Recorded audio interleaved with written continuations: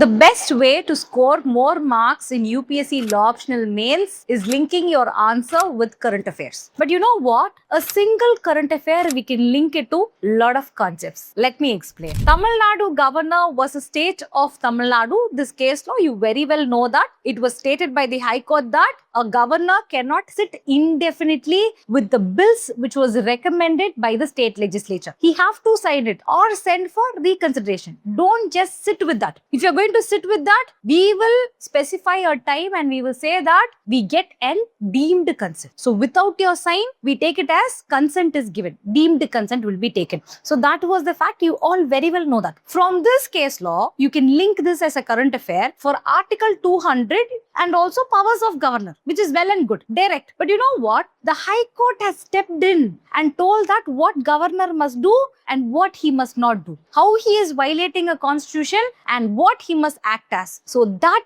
power of the High Court is called as judicial review. So you can link this current affairs with the concept of judicial review. This case law does not stop here. Once the court prescribed a specified time for the governor to give assent, immediately the president knocked the doors of Supreme Court asking for advisory opinion. So you can link this case law for advisory opinion concept also. So that advisory opinion case is called as President's reference on governor's power. So here the president asked, see whether a high court or any court can fix a time frame for a governor or a president who is a constitutional post. The court told in the advisory opinion, no, you are a constitutional post, we respect that. So what we are doing is we are not giving you a specified time, but please act within a reasonable time. So earlier the court was strict, but in the presidential reference, the court softened. So this is a classic case of judicial activism